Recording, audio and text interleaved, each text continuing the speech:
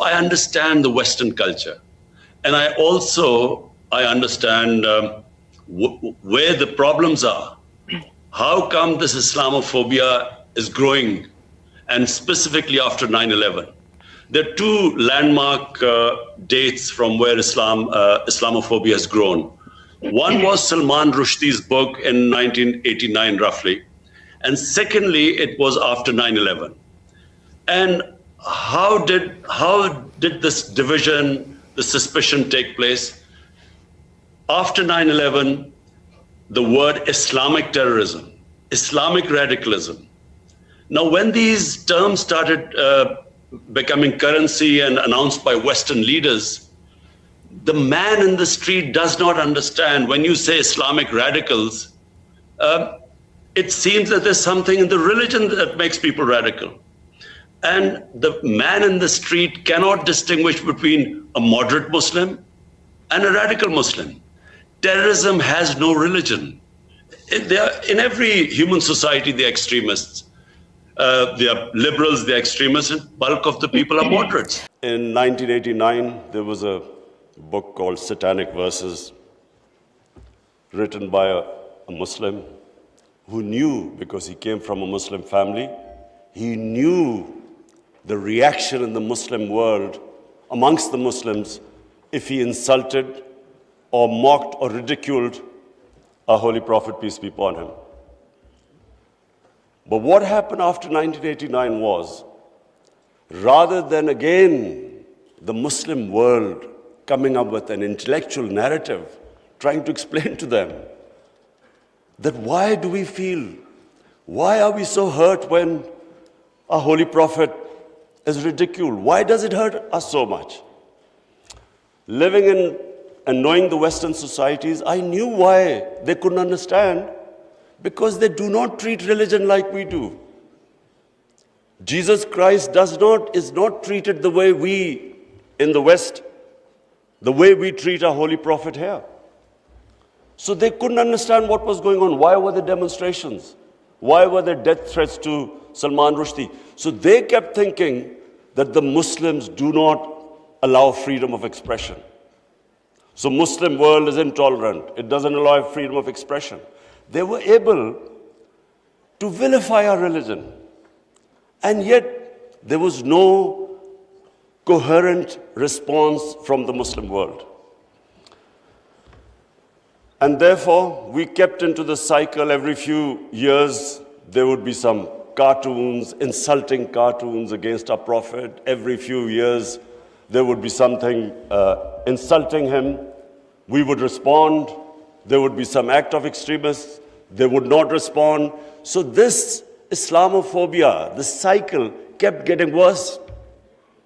And poor Muslims living in Western societies kept suffering.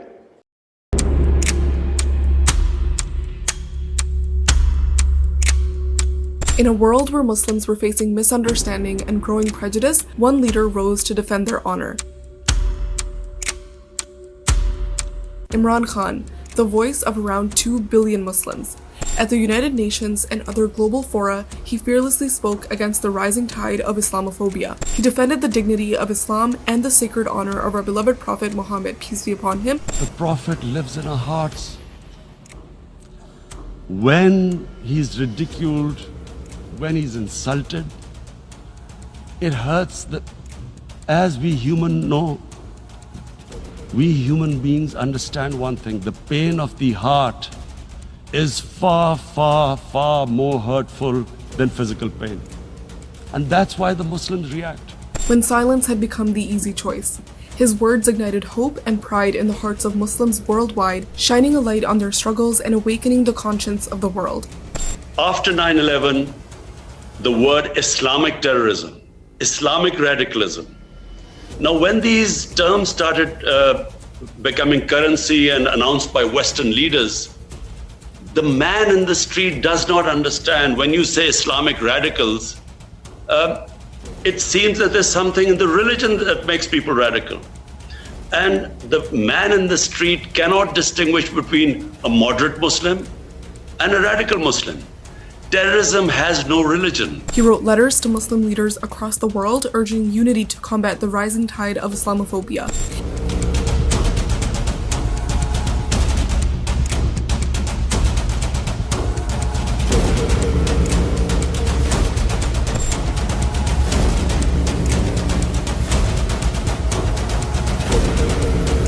His call for collective action echoed in every corner of the Ummah.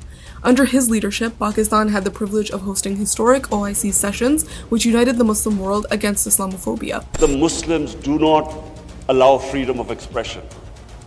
So Muslim world is intolerant. It doesn't allow freedom of expression. They were able to vilify our religion. And yet there was no coherent response from the Muslim world. And therefore, we kept into the cycle. Every few years, there would be some cartoons, insulting cartoons against our Prophet. Every few years, there would be something insulting him. We would respond. There would be some act of extremists. They would not respond. So this Islamophobia, this cycle kept getting worse. And poor Muslims living in Western societies kept suffering. Because of his unwavering courage and relentless efforts, This assembly should declare an international day, combat Islamophobia, and build a coalition to fight the scourge that splits humanity. March 15th is now recognized as the International Day to Combat Islamophobia, a historic milestone inspired by his vision, his voice, and his stand for truth. Imran Khan didn't just speak for a nation, he stood for an entire ummah. Do not use freedom of speech to cause us pain by insulting a holy prophet. That's all we want. A global leader who stood firm when it mattered most. He proved that when one man stands for justice, the world is compelled to listen.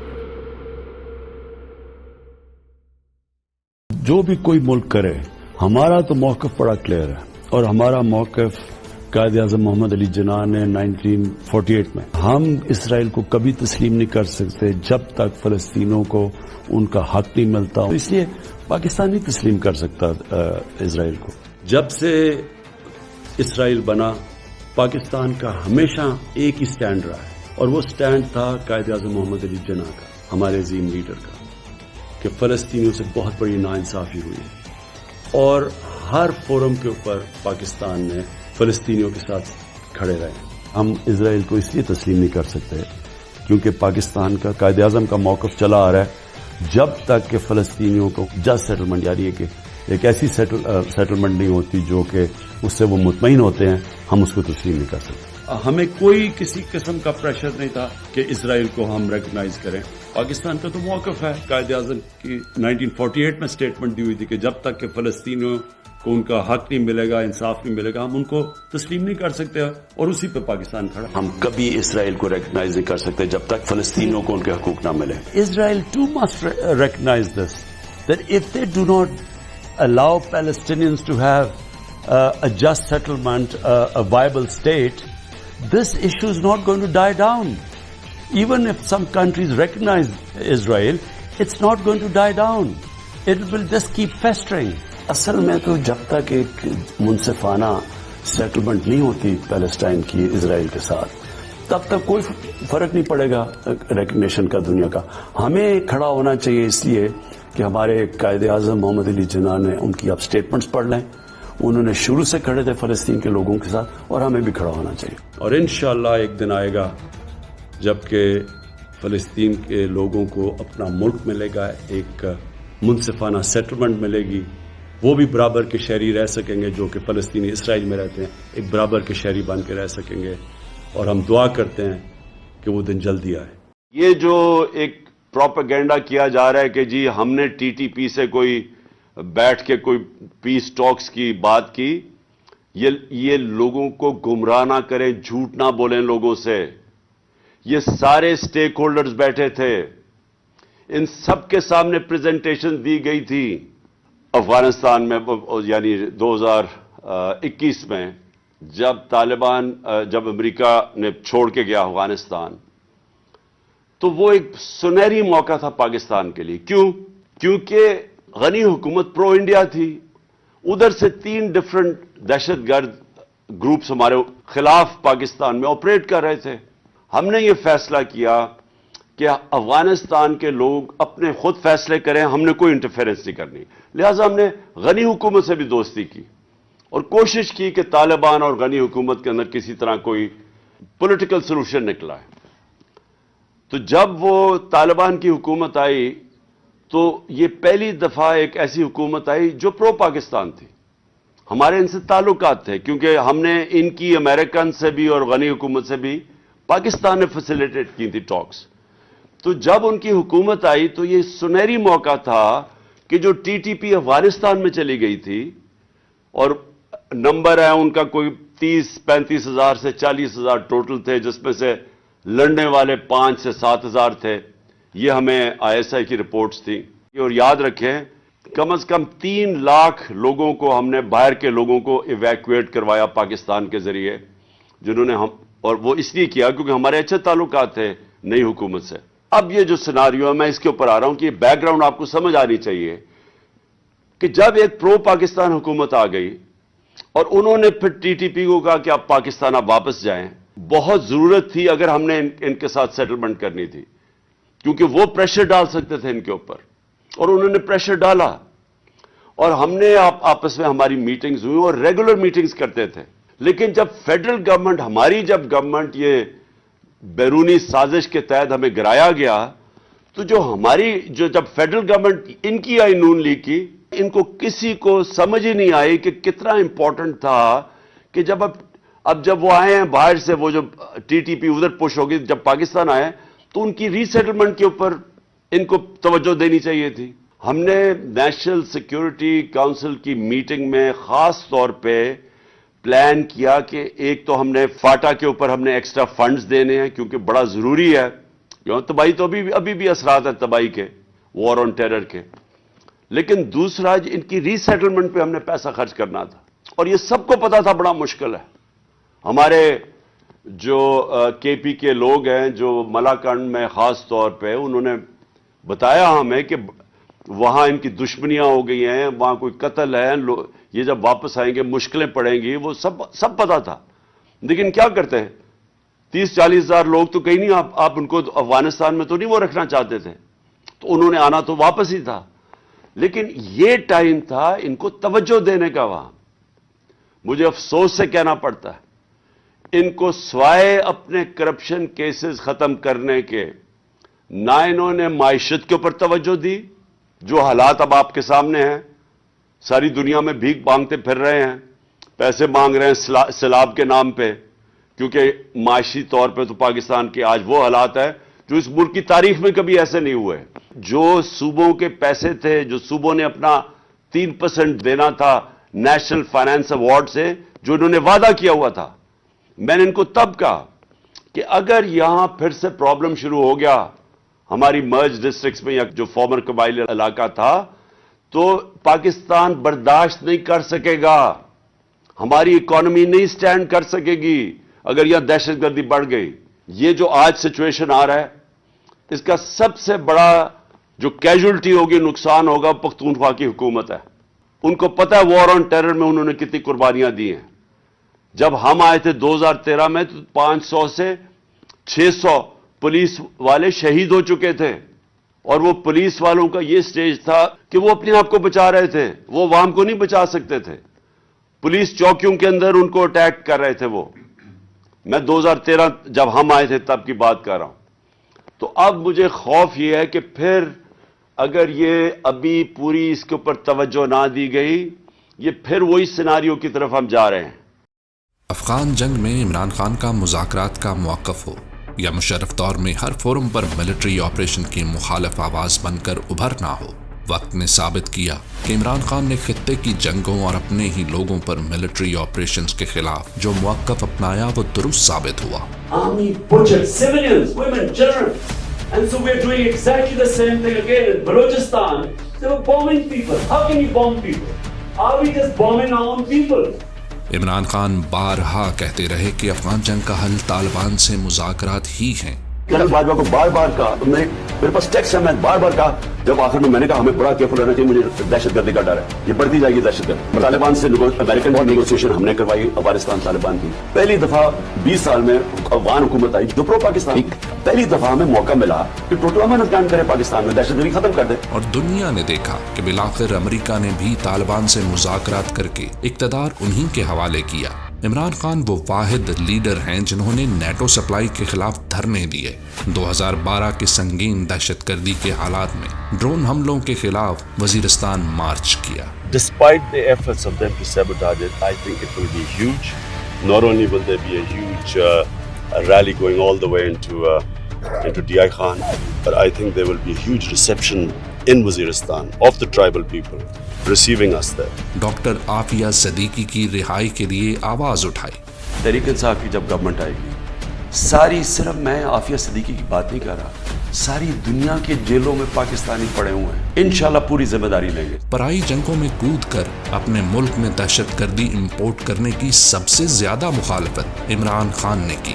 ہماری اس ملک کی بدقسمتی ہے کہ ہم نے اپنے ڈالروں کے پیچھے اپنے ضمیر بیچے, ہم نے ڈالروں کے پیچھے یہ سارا کچھ کیا.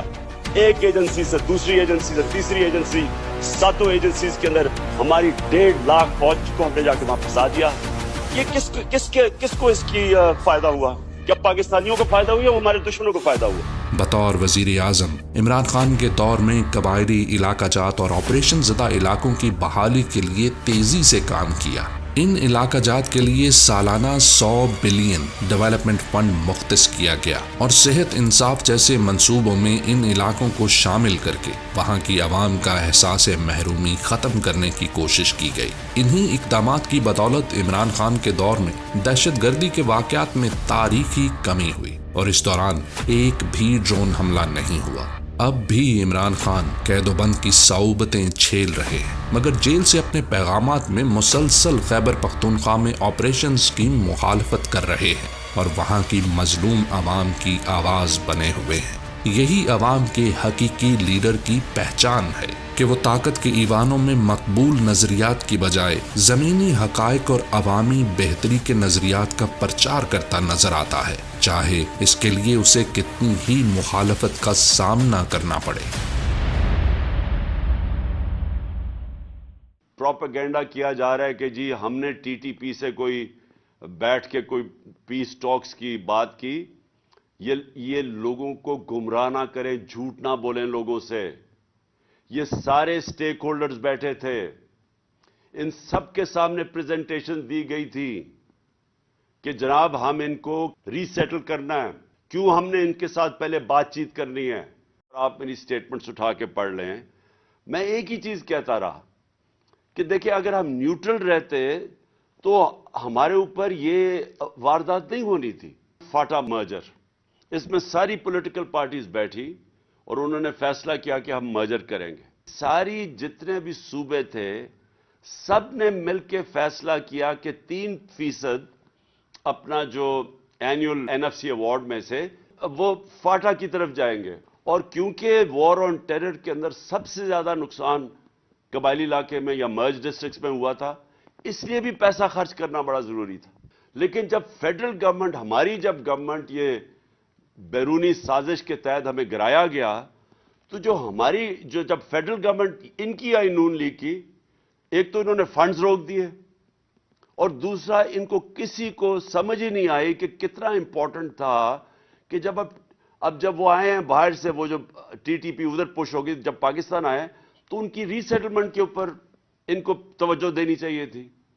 ہم نے نیشنل سیکیورٹی کونسل کی میٹنگ میں خاص طور پہ پلان کیا کہ ایک تو ہم نے فاٹا کے اوپر ہم نے ایکسٹرا فنڈز دینے ہیں کیونکہ بڑا ضروری ہے, تباہی تو ابھی بھی اثرات ہیں تباہی کے, لیکن دوسرا ان کی ری سیٹلمنٹ پہ ہم نے پیسہ خرچ کرنا تھا. یہ بارڈرز کا پہلے تو کنٹرول ہے فیڈرل گورنمنٹ کے نیچے. میں یہ کہتا گیا کہ ہمیں ان کے ساتھ ریکنسائل کرنا چاہیے کیونکہ ڈفرینٹ گروپس لڑ رہے تھے, اس کے اوپر ہمارے دشمن بھی کود پڑے, انہوں نے بھی فائنانس کرنا شروع کر دیا ٹی ٹی پی, کہ اگر یہاں پھر سے پرابلم شروع ہو گیا ہماری مرج ڈسٹرکٹس میں یا قبائلی جو فارمر قبائلی علاقہ تھا, تو پاکستان برداشت نہیں کر سکے گا. ان کی امریکن سے بھی اور غنی حکومت سے بھی پاکستان نے فیسیلیٹیٹ کی تھی ٹاکس. تو جب ان کی حکومت آئی تو یہ سنہری موقع تھا کہ جو ٹی ٹی پی افغانستان میں چلی گئی تھی, نمبر ہے ان کا کوئی 30-35 ہزار سے 40 ہزار ٹوٹل تھے, جس میں سے لڑنے والے 5 سے 7 ہزار تھے. یہ ہمیں ISI کی رپورٹس تھیں. 1-2 غیر ذمہ دار وہ وزیر جن کو عقل بھی نہیں ہے, سمجھ بھی نہیں ہے, وہ بڑی غیر ذمہ دارانہ سٹیٹمنٹس دے رہے ہیں کہ ہم افغانستان میں جا کے حملے کریں گے اور پتہ نہیں کیا کریں گے. یہ آپ غور سے سمجھ لیں کہ اگر یہ حکومت, افغانستان کی جو حکومت آئی ہے, اس نے صرف ہمارے سے کوآپریشن کرنا ہی بند کر دیا, اس کا اثر یہ ہوگا کہ یہ پھر اگر یہ شروع ہو گئی دہشت گردی کی یا جنگ, تو یہ چلتی جائے گی. ملٹری آپریشن تو ایک حصہ ہو سکتا ہے اوور آل پیس سیٹلمنٹ کا, لیکن ملٹری آپریشن صرف اور ملٹری آپریشن یہ کبھی بھی کامیاب نہیں ہوتا, کیونکہ اگر وہ وہاں باڑ تو کئی جگہ سے توڑنی شروع ہو گئے ہیں, تو کیوں نہیں بات کی افغانستان گورنمنٹ کے ساتھ؟ کیوں نہیں ابھی تک پاکستان کا جو فورن منسٹر ہے وہ ساری دنیا کے چکر لگا رہا ہے؟ سب سے امپورٹنٹ تو افغانستان جانا چاہیے تھا اس کو. سب سے زیادہ تو ہمیں تکلیف ہے اس وقت جو 80 لاکھ کشمیریوں سے ہو رہا ہے, لیکن میرا یہ ایمان ہے کہ یہ تکلیف تو وہ سہ جائیں گے. تکلیف تو پہلے بھی ان کو کافی تھی. انشاءاللہ اب ہم سب کا کام ہے کہ اس کو ہر انٹرنیشنل سٹیج کے اوپر میرے علاوہ ہمارے ڈیلیگیشنز جائیں جو دنیا کو آگاہ کریں. جدھر نریندر مودی ہندوستان کو لے گیا ہے, ہندو نیشنلزم کا اس نے جو جن بوتل سے نکل گیا ہے, یہ واپس نہیں جاتا بوتل میں, پیچھے وہ ہٹ نہیں سکتا. آگے جائے گا تو آگے ایک بہت بڑی ریزسٹنس اب اس کو ملنی شروع ہو جائے گی. سکھ, کرسچنز, ان کو سب کو پتا ہے کہ یہ نیشنلزم اس نے جو نکال دیا ہندوتا کی, یہ ساروں کو اب متاثر کرے گی. یہ ایک وہ وقت ہے کہ جو انشاءاللہ یہ کشمیر آزادی کی طرف اب جائے گا. دنیا نے پہلی دفعہ دیکھنا شروع کیا ہے. ہمارا کام ہے اب ہم اس کو دنیا کو آگاہ کریں. تو میں اپنی طرف سے آپ کو کمٹمنٹ دیتا ہوں کہ ہر فورم کے اوپر اس کو اور تیزی سے ہم بڑھائیں گے. میں کشمیر کا امبیسڈر بنوں گا دنیا میں. میں کشمیر کا جو حالات ہیں, جو پیغام ہیں, جو سچویشن ہے, وہ میں دنیا میں لے کے جاؤں گا. دنیا کے میڈیا پہ اٹھاؤں گا. جن ہیڈز آف اسٹیٹ سے ابھی تک میری بات ہو چکی ہے ان سب کو میں نے آگاہ کیا, اور آگے بھی انشاءاللہ جن سے بات ہوگی میں ان کو سب کو بتاؤں گا کہ کشمیر میں ہو کیا رہا ہے. یہ اگر مسئلہ جنگ کی طرف چلا گیا تو یاد رکھیں کہ نیوکلیر ہتھیار ہیں دونوں ملکوں کے پاس, اور جو نیوکلیر جنگ ہے وہ کوئی بھی نہیں جیتے گا. سارا پاکستان آج مقبوضہ کشمیر کی عوام کے ساتھ کھڑا ہے, لیکن صرف سارا پاکستان ہی نہیں آپ کے ساتھ کھڑا, مسلمان دنیا آپ کے ساتھ کھڑی ہے. اگر مسلمان حکومتوں میں کسی بھی وجہ سے, کسی کی وجہ سے بھی اگر وہ آپ کو آج سپورٹ نہیں کر رہی, یہ میں آپ کو یقین دلاتا ہوں کہ ساری مسلمان دنیا کی عوام مقبوضہ کشمیر کے لوگوں کے ساتھ کھڑی ہے. بلکہ میں اس سے بھی آگے جاتا ہوں, وہ لوگ جو مسلمان بھی نہیں لیکن جو انصاف پسند ہیں, وہ بھی سب آج سمجھتے ہیں کہ کشمیر کے لوگوں کو وہ حق دینا چاہیے جو یونائٹڈ نیشنز نے وعدہ کیا تھا. میں یہ بھی کشمیر کے, مقبوضہ کشمیر کے لوگوں کو آپ پیغام دینا چاہتا ہوں کہ ہمیں سب احساس ہے جس طرح کے ظلم آپ پہ ہوئے اور ہو رہے ہیں, جس طرح گھروں میں خبر آتی ہے, ماں باپ کو خبر آتی ہے کہ ان کے بیٹے کو غائب کر دیا گیا, کہیں لے گئے, جیل پہ لے گئے, یا خبر آتی ہے کہ بیٹا شہید ہو گیا. میں آپ کو ایک باپ ہوتے ہوئے یہ کہنا چاہتا ہوں کہ ہم سب کو پتہ ہے کہ آپ کے اوپر کیا گزرتی ہوگی، کس قسم کی تکلیفوں کا آپ سامنا کر رہے ہیں، کس قسم کے ظالم کا آپ مقابلہ کر رہے ہیں اور کھڑے ہیں آپ۔ میں یہ بھی آپ کو کہنا چاہتا ہوں کہ میرے میں جتنی بھی ہمت ہوئی ہر فورم کے اوپر میں آپ کی آواز بلند کروں گا اور کر رہا ہوں اور کرتا رہوں گا، چاہے یونائٹڈ نیشنز ہو، چاہے دنیا کے لیڈرز ہوں، یورپین یونین کے لیڈرز ہوں، برطانیہ کا جو پچھلا امریکہ کا صدر تھا، 3 دفعہ اس سے میں نے تاکید کی کہ کشمیر کا مسئلہ حل کرے۔ میڈیا کے اوپر آپ کی آواز اٹھاؤں گا۔ آپ مطمئن ہو جائیں کہ جب میں نے کہا تھا کہ میں کشمیر کا سفیر بنوں گا، جب تک کشمیر آزاد نہیں ہوگا ساری جگہ آپ کی آواز بلند کروں گا۔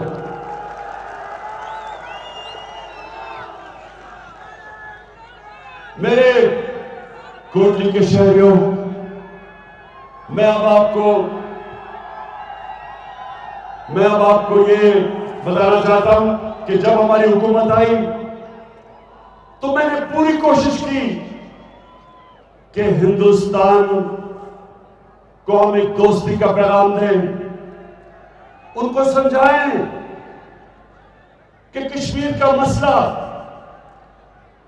یہ آپ کے ظلم سے نہیں حل ہوگا۔ دنیا کی تاریخ یہ بتاتی ہے کہ کوئی بھی دنیا کی طاقتور فوج ایک آبادی کے خلاف نہیں جیت سکتی۔ جب ایک قوم ساری کھڑی ہو جائے، بڑی سے بڑی فوج دنیا کی تاریخ ہمیں بتاتی ہے کہ فیل ہو گئی۔ امریکہ سپر پاور ویتنام میں نہیں جیت سکا، 30 لاکھ لوگوں کی قربانی دی ویتنام کے لوگوں نے اور آخر آزاد ہو گئے۔ سپر پاور نہیں جیت سکی۔ افغانستان کی تاریخ بتاتی ہے کہ کتنی سپر پاورز آئی ہیں افغانستان میں، لیکن ایک آبادی کے خلاف کوئی سپر پاور نہیں جیت سکتی۔ الجیریا میں فرانس نے کتنا ظلم کیا، لیکن آخر آبادی کے خلاف فرانس نہیں جیت سکا۔ ہندوستان 9 لاکھ فوج لے آئے، زیادہ بھی فوج لے آئے، لیکن وہ ایک آبادی ہے کشمیر کے لوگوں کی جو آپ کی غلامی قبول کبھی نہیں کرے گی۔ جو بچہ پیدا ہوتا ہے کشمیر میں، اس کے بھی دل میں سب سے پہلے آزادی کا جذبہ جاتا ہے۔ جتنے مرضی جو مرضی آپ کریں کشمیر پہ، 1 لاکھ کشمیری شہادت دے چکے ہیں۔ میں آج ہندوستان کو کہتا ہوں کہ یہ آپ کبھی جیت سکتے ہی نہیں۔ جب ایک آبادی مانتی نہیں ہے آپ کو، اور جو تھوڑے سے لوگ کشمیر میں ہندوستان کی حمایت کرتے تھے،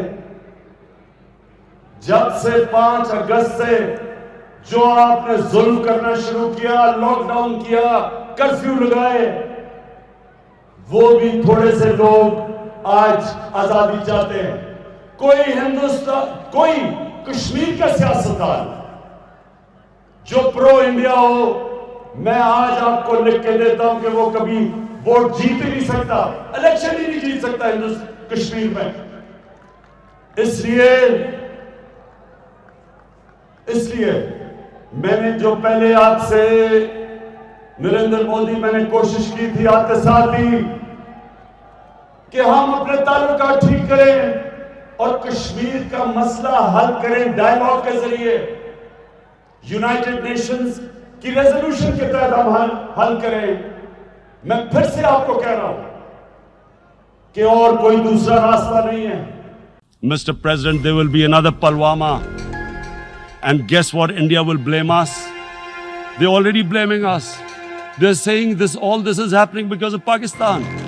One of their defense ministers said, There are 500 terrorists lined up on the border to go in. Why would Pakistan send 500 terrorists when there are 900,000 troops? What impact are they going to make? What will they do? Supposing a country 7 times smaller than its neighbor is faced with the choice. Either you surrender or you fight for your freedom till death. What will we do? I ask myself this question. And my belief is, La ilaha illallah, there is no God but one. And we will fight. And when a nuclear armed country fights to the end, it will have consequences far beyond the borders. It will have consequences for the world, which is why I repeat I'm here. Because I'm warning you, it's not a threat. It's a fair worry that where are we headed? And I've come here to tell the UN, you've got to, this is a test for the United Nations. You are the one who guaranteed the people of Kashmir the right of self-determination. This is the time to take action. And number one action must be that India must lift this inhuman curfew.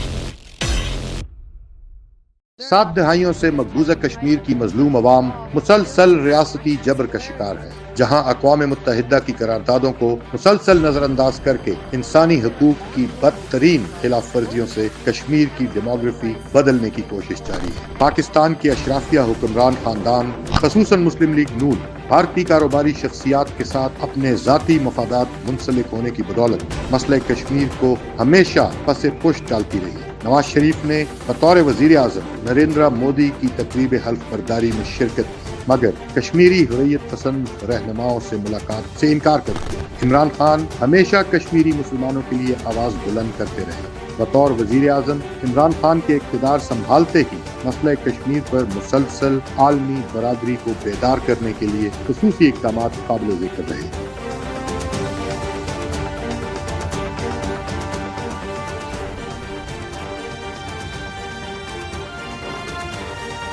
Imran Khan से पहले किसी वजीर आज़म ने मसले कश्मीर को इस कदर संजीदगी और तफसील से आलमी बरादरी के सामने नहीं उठाया। अक़वाम मुत्तहिदा की जनरल असम्बली से की गई तारीखी तकरीर इस सिलसिले में कश्मीर अवाम की उमंगों की तर्जुमान बनी। I've come here to tell the UN, you've got to, this is a test for the United Nations.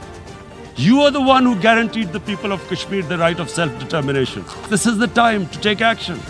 And number one action must be that India must lift this inhuman curfew, which has lasted for 55 days. The world community must give the people of Kashmir the right of self-determination. इस तकरीर को मकबूजा कश्मीर में बड़े पैमाने पर सराहा गया।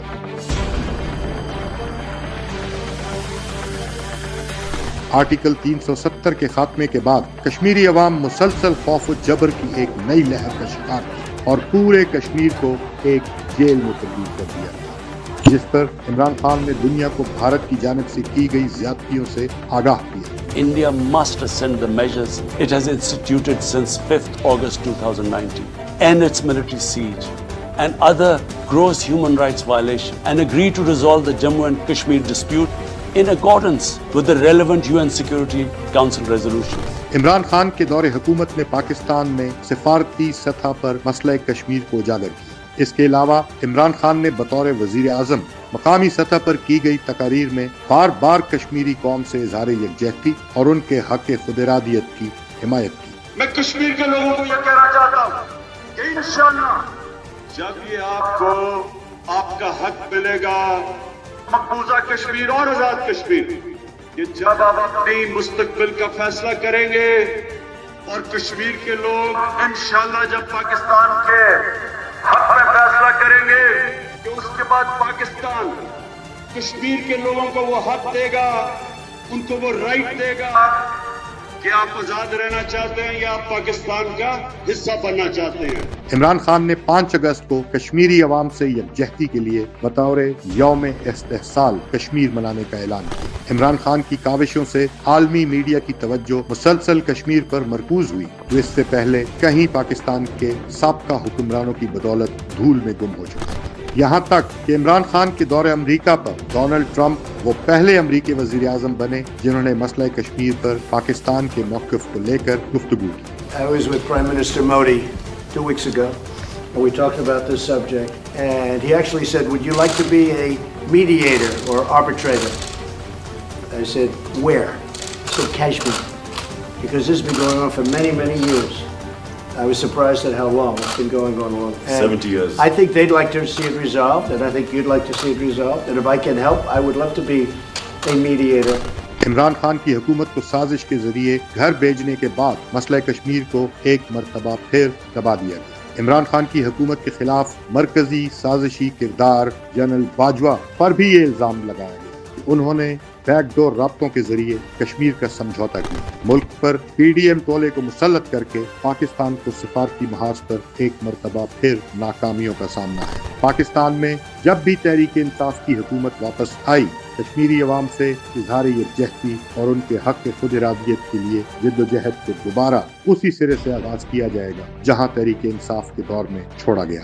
پاکستانی قوم کی حقیقی آزادی، جس کے لیے عمران خان مسلسل قربانیاں دے رہے ہیں، کا مطلب ہے کہ پاکستان اپنے سفارتی معاملات طے کرنے میں ہر عالمی دباؤ سے آزاد ہو اور اپنے عوام کی منشا اور انسانی حقوق کی پابندی کرتے ہوئے اپنی خارجہ پالیسی بنا سکے۔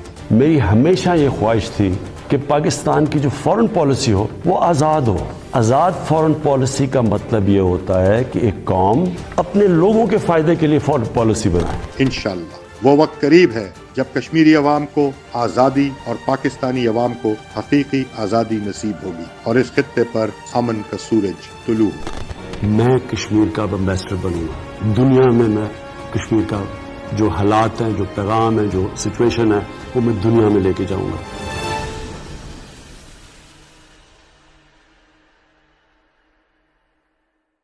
ہم بلوچستان کے لوگوں کے دکھ اور درد میں شامل ہیں۔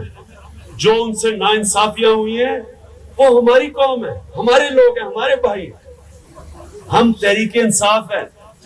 اگر ہمارے لوگوں سے ناانصافیاں ہوتی ہیں جس مرضی حصے میں، چاہے وہ فاٹا ہو، چاہے بلوچستان ہو، چاہے جدھر بھی ہو، ہم نے ان کے ساتھ کھڑے ہونا ہے۔ اور یاد رکھیں، ہم انصاف کی بات کریں گے، چاہے وہ ظلم کوئی طالبان کے نام پہ کرے اور چاہے وہ ظلم حکومت پہ بیٹھ کے کرے، چاہے وہ ہماری فوج کے نام پہ کوئی کرے، ہم نے انصاف کی لائن لینی ہے۔ اللہ قرآن میں کہتا ہے، یہ بڑا واضح ہے، یہ ہمارا دین ہمیں کہتا ہے۔ قرآن کی آیت ہے کہ اپنے دشمنوں سے بھی اتنی نفرت نہ کرو کہ ان سے انصاف نہ کر سکو۔ یہ ہمارا اللہ ہمیں حکم دیتا ہے۔ ہم نے چاہے وہ اقلیتیں ہوں، چاہے وہ مسیح برادری ہو، چاہے وہ ہندو ہو، چاہے وہ سکھ ہو، چاہے وہ وحشی دہشت گرد ہو، سب سے ہم نے انصاف کے تقاضوں کے اوپر ان سے ڈیل کرنا ہے۔ ہم اپنی فوج سے ظلم کریں گے اگر ہم اس کی نشاندہی نہ کریں۔ سویلائزڈ نیشنز ہمیشہ ڈیو پروسیس آف لا کو فالو کرتی ہیں، قانون پہ چلتی ہیں۔ The worst thing that could happen is if there's a conflict between Iran and the US and its allies, it'll be a disaster. It'll be a disaster for us, Pakistan, it'll be a disaster. It'll be a disaster for the developing world because the oil prices will shoot up. Already we are trying to barely manage our budgets and our current account situation. Suddenly everything will be offset. It'll cause poverty in the world. And God knows how long it will go on. So, we in Pakistan pray that this does not happen. We have tried our best. We've already talked to Saudi Arabia, Iran, the United States. I spoke to President Trump yesterday, and I told him that this would be a disaster for us if this war starts. I do not understand why countries go to resolve the differences through military conflicts. Because this is just in our lifetime we've seen this. The moment you start a military conflict, you don't know where it is going to go. You can start a conflict, you don't know when it will finish. And then it has unintended consequences. So we have seen in front of our eyes Pakistan joining the US war on terror, and I was the one who was objecting to it. I was openly against it, and I thought Pakistan should have stayed neutral. It should not have become partisan, because Pakistan had nothing to do with 9/11. There were no Pakistanis involved. Al-Qaeda was in Afghanistan. Do you think that the US and President Trump is getting it right when it comes to dealing with Iran? Because I know that you've tried to be a mediator in that situation. You see, it'd be a disaster. Just look at Afghanistan. It's almost now 19 years. We're still finding a solution. Still trying to get peace talks going, ceasefire going. Still people are dying in Afghanistan. This is 19 years, over $1 trillion spent on it. Does the US want another conflict?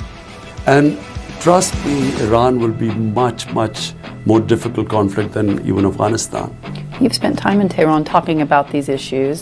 Do you believe that there is a possibility that they would sit down with Donald Trump and have a conversation? You know, people should never rely on military solutions. I mean, you use military to solve one problem, 5 other problems come up, unintended consequences. Whenever you look back, look at Vietnam War.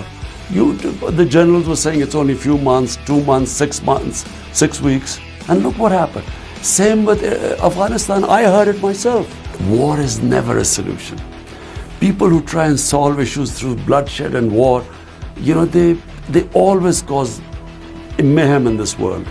A conflict right now with Iran would be a disaster for developing countries. Oil prices will shoot up. Countries like us who are just about balancing our budgets, everything will go and it'll just cause poverty. So I would, you know, and I did say it to President Trump that, you know, war is not the solution. Some 20 years ago, if we spoke about climate change, we were normally met with cynicism, skepticism, even ridicule. But today, anyone can see that climate change is for real. Record temperatures in Siberia, ice melting on the poles, temperatures in Europe unprecedented, fires ravaging Australia, California, cyclones, hurricanes. If the world does not take notice now, I'm afraid we will be endangering our future generations. We in Pakistan realized about a decade ago the glaciers and the mountains that feed our rivers, the rivers that feed our population, the glaciers were melting at a much faster rate. So when my government came to power some 7 years ago in one of the provinces, in KP, we set ourselves the target of planting 1 billion trees. We achieved that target. And then when my party came into power in the center, in the federal government, we have set ourselves a target of planting 10 billion trees. I really feel that this is the time for the world to come together and fight climate change.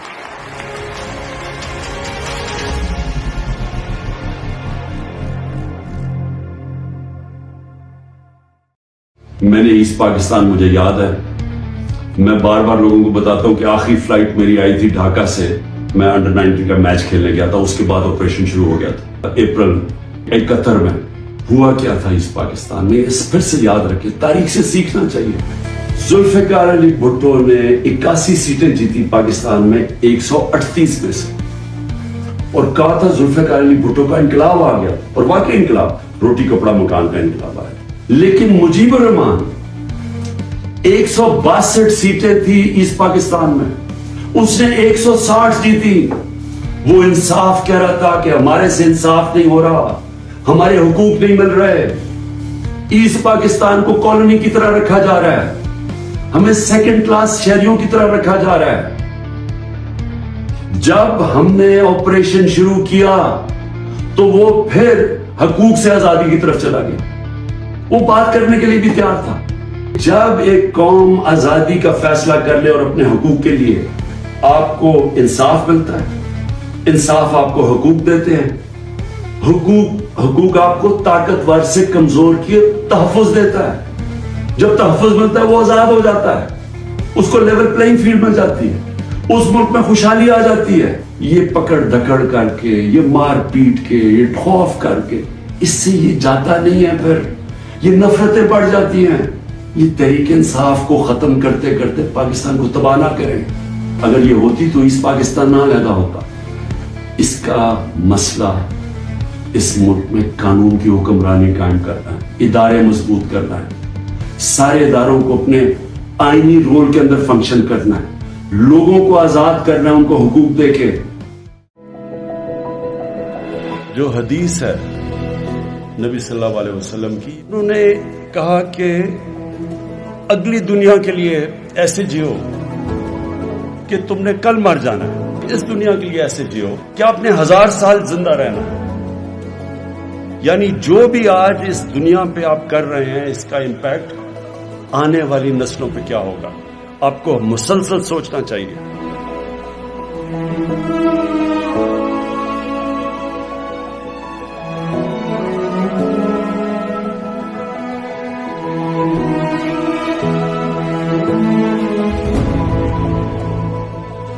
But I was absolutely blown away. I invite everybody to follow the example of Imran Khan of Pakistan, who has pledged to plant 10 billion trees in Pakistan alone. سعودی عرب بھی پاکستان کے نقش قدم پر چل نکلا ہے. مملکت کے بادشاہ نے بھی 10 بلین ٹری منصوبہ شروع کرنے کا اعلان کر دیا ہے. وزیر اعظم عمران خان کے 10 بلین ٹری سونامی منصوبے کی دنیا بھر میں دھوم مچ گئی ہے.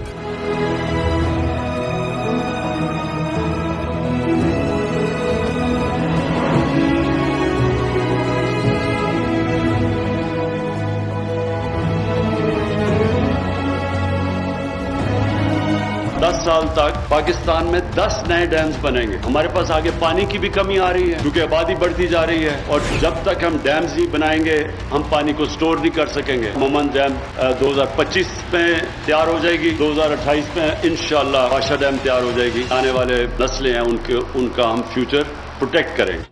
وزیر اعظم کی جو کاوشیں تھیں, ماحول دوست کاوشیں, ماحولیاتی تحفظ کے لیے جو انہوں نے عالمی سطح پر کاوشیں کی, ان کو عالمی سطح پر ان کا اعتراف کیا گیا ہے, ان کو مان لیا گیا ہے. تاریخ میں پہلی بار پاکستان کو ماحولیات کے عالمی دن کی میزبانی کا یہ احساس ملا. خیبر پختونخوا میں بلین ٹری سونامی کے ناقابل یقین نتائج سامنے آ رہے ہیں. سوات, مٹا اور دیگر وادیوں میں بنجر پہاڑ اب خوبصورت سبزے میں تبدیل ہو چکے ہیں.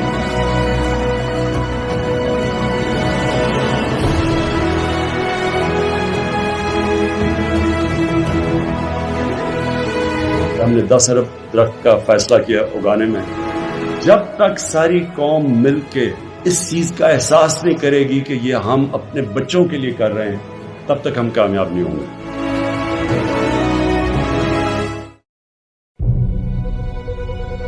Countries are built on knowledge cities. Knowledge cities provide the intellectual and technical base for a country to become a developed country. Namal university پرعزم لیڈر عمران خان کا خواب اور خواب کی شاندار تکمیل.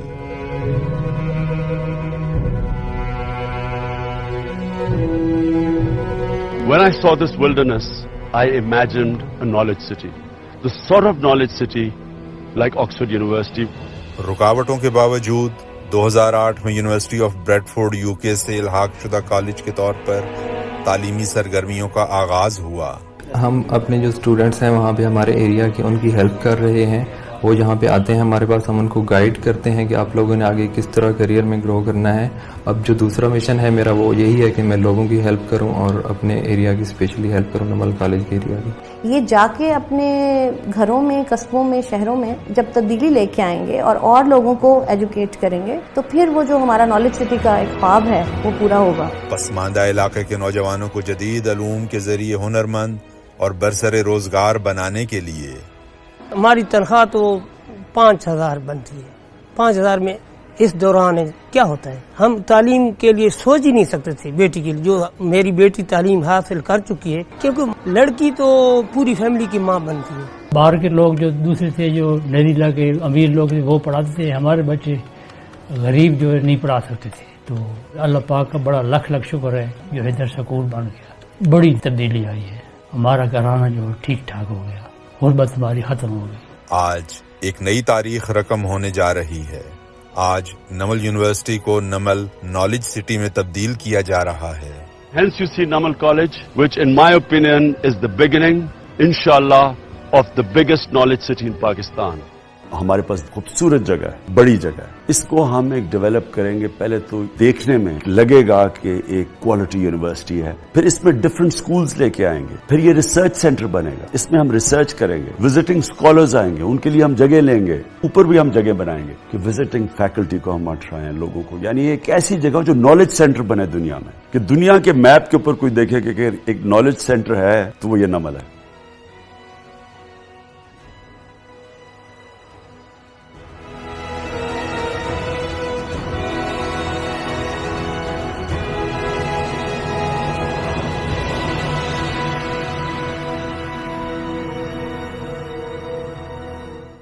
میں آج پالیٹکس ہی بھی نہ ہوتا اگر میں شوکت خانم کی پوری ایک اسٹرگل سے نہ گزرتا.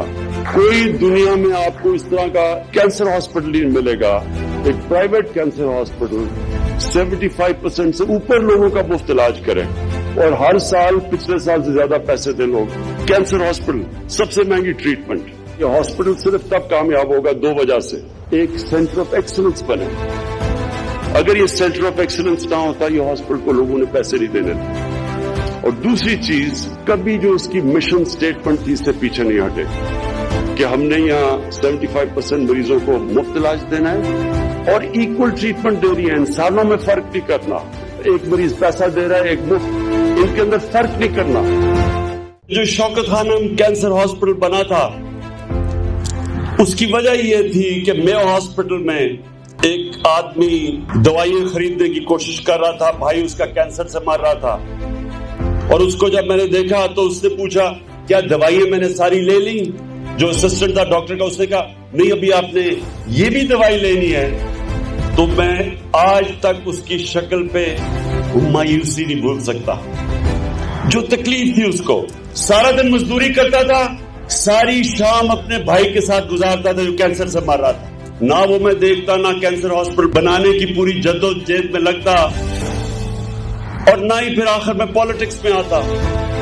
کیونکہ ایک جیسے ہی آپ اللہ کے راستے پہ چلتے ہیں, یعنی کہ اللہ کی مخلوق کی جب آپ خدمت کرنے کے لیے نکلتے ہیں, آپ کی زندگی بدل جاتی ہے. آپ کو سمجھ آ جاتی ہے کہ اللہ نے ہمیں اس دنیا میں پیدا کیوں کیا, ہمارا آنے کا مقصد کیا تھا. شروع کرنا بڑا مشکل ہوتا ہے. چیزیں انسان بڑے بڑے پروجیکٹس لانچ کرتا ہے یا بڑے بڑے خواب ہوتے ہیں, وہ شروع ہی نہیں ہوتی. وہ چائنیز پروورب ہے کہ 1000 میل کا سفر کرنے سے پہلے ایک پہلا قدم لینا پڑتا ہے. تو یہ جو فرسٹ سٹیپ ہے یہ کافی مشکل ہوتا ہے. میں نے زندگی میں جتنے بھی مشکل چیزیں کی, مثلا کینسر ہاسپٹل بڑا مشکل کام ہے, لیکن 5 سال لگے پہلا قدم اٹھانے. 5 سال میں دنیا میں ملتا رہا, ڈاکٹر سے باتیں کی, امریکہ بھی گیا کہ کیسے کینسر ہاسپٹل بنے گا. جب تک وہ گراؤنڈ بریکنگ نہیں ہوئی 5 سال بڑے مشکل گزرے. اور ہر چیز کا جو پہلا قدم ہوتا ہے وہ سب سے امپورٹنٹ ہوتا ہے. 2 قسم کے لوگ میں ملا اس سارے پروسیس میں, اور زندگی کے سب سے بہترین لوگ میں ملا جب سے میں نے ہاسپٹل کے لیے پیسے اکٹھے کیے. اس سے پہلے کرکٹ کھیلتا تھا, اور طرح کے لوگ ملتے تھے, میرے دوست بھی تھے, لیکن یہ جو پیسہ اکٹھا کرنا تھا, لوگوں سے جا کے پیسہ لینا, یہ میرے لیے سب سے بڑا ایک زندگی کا ایکسپیرئنس ہے جس نے مجھے چینج کیا. زندگی کا جو شوق ملا مجھے کہ بینک بیلنس اور جنراسٹی اس کا کوئی تعلق نہیں ہے آپس میں. ایکچولی امیری کی ڈیفینیشن سمجھا کہ امیر کون ہوتا ہے. ایکچولی امیر تو وہ ہوتا ہی نہیں ہے جس میں جنراسٹی نہیں ہوتی, جس میں دینے کی اس پہ جذبہ نہیں ہوتا.